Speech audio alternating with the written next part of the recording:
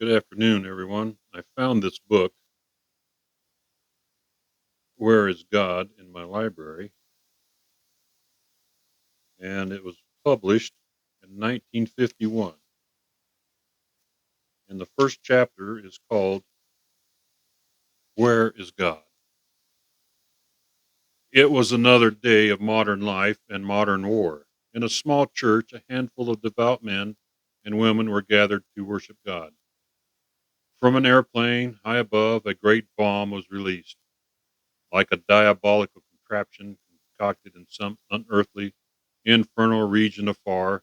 It whined its fiendish way earthward, bent on its violent business of destruction.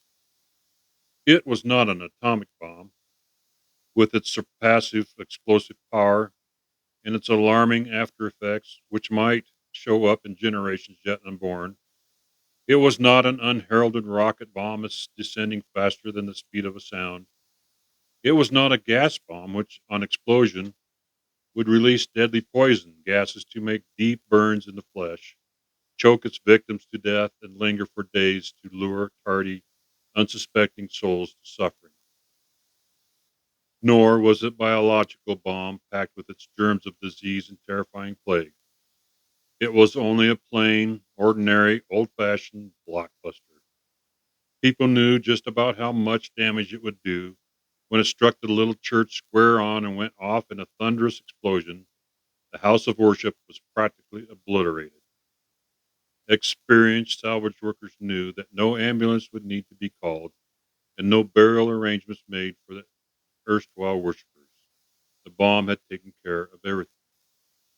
Crowds of people gathered as near the scene as officers would permit. Among them was a young man who seemed deeply disturbed, but said nothing until he turned to go away. Then, half to himself and half aloud, he whispered, "Where is God?" This man was not an atheist who disbelieved in the existence of God. He was not an infidel who had hardened himself to unbelief. He was not an agnostic who could happily or unhappily teeter between belief and unbelief.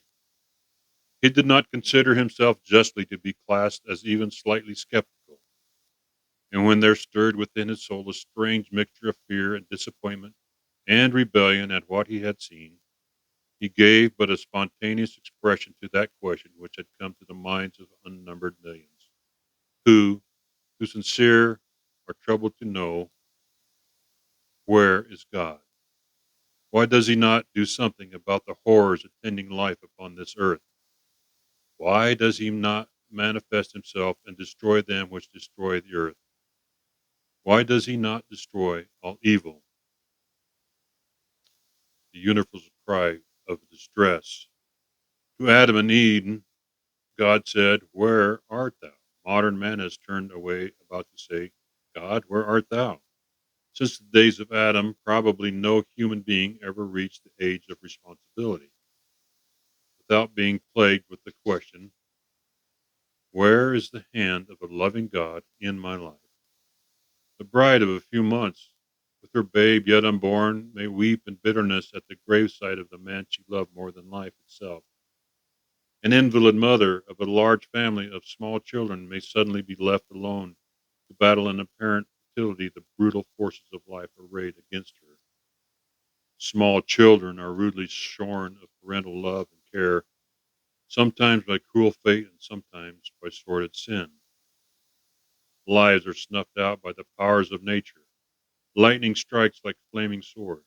Winds sweep in fury through the bent on wrecking vengeance. Floods mock the helpless. Flaming fires leave but bits of bones and heaps of ashes. Earthquakes make the earth reel to and fro like a drunkard.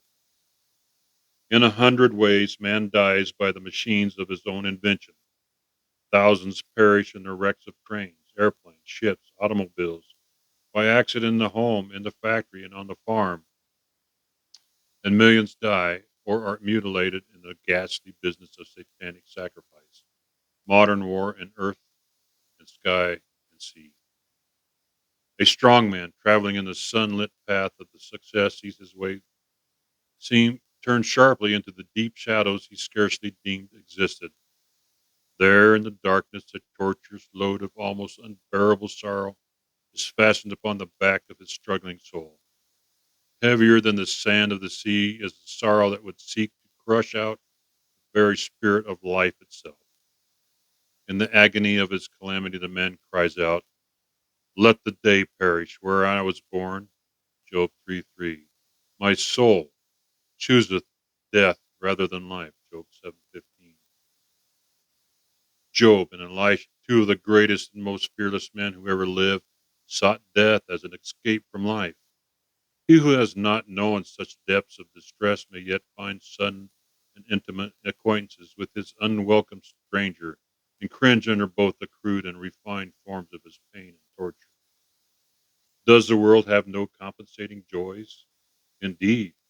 Yet in this abode of sin, sickness and suffering and death, in this place of fear, hatred, and suspicion, of crime, war, and bloodshed, in this land of thorn and thistle, storm and earthquake, famine and disaster, man's problems are as numberless as time is endless.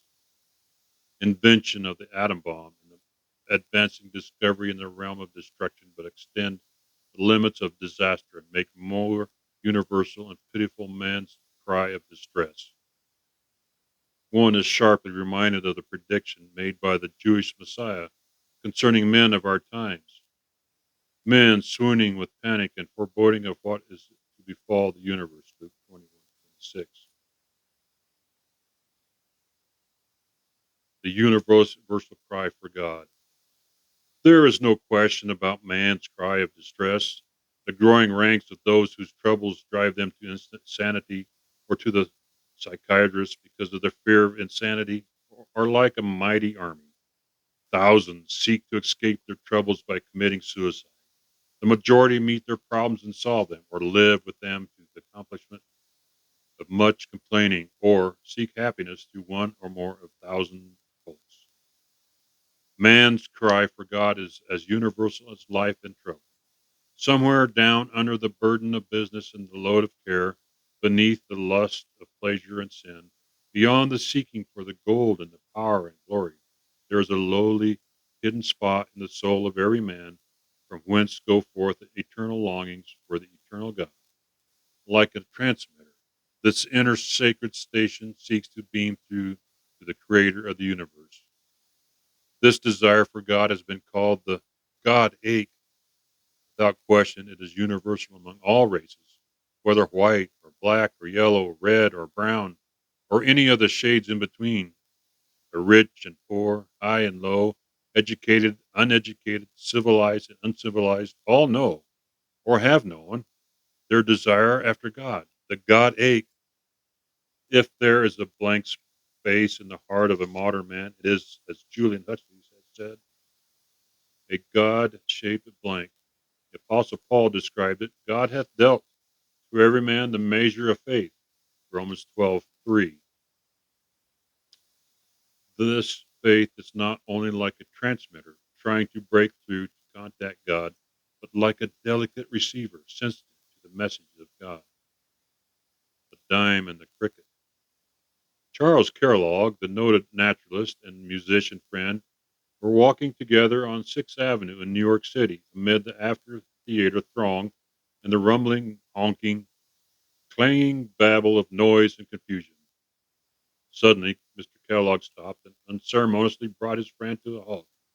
Listen, do you hear that? Hear what? That cricket. The musician drew up a doubt of amazement. Cricket, he replied. How could anybody hear the song of a cricket in all this bedlam? Come with me, said Kellogg, and he led his friend down a basement stairs. And there in the niche of the wall sat a small black cricket singing its bedtime song. However could man have ears sharp enough to tune in a cricket, and at the same time dull everything enough to tune out all the street noise? Asked the musician. I'll show you, exclaimed Kellogg. Let's return to the street. There he took from his pocket a dime and tossed it into the sidewalk. Scores of people in both directions stopped in their tracks as if by a pistol shot, and looked toward the spot where the dime had fallen. You see, exclaimed Kellogg, the people have their ears tuned to dimes and dollars. I have mine tuned to the sounds of nature. It is more than a mere sanctimonious platitude to say that the hour is growing late. 5 minutes or to 12, some say, and it is time that modern man began tuning his ears to sounds that, to him, have grown dangerously indistinct. Some healing balm of heaven needs to touch the calloused ear drums of this generation. The heart of man needs contact with God. Sometime between dawn and dark, go thou, or friend, apart, that a cool drop of heaven's dew may fall into thy heart. Thus, with a spirit soothed and cured of restlessness and pain, thou mayest, nerved with force divine, take up thy work again. If God should speak to puzzled, bewildered modern men, what would be his first words?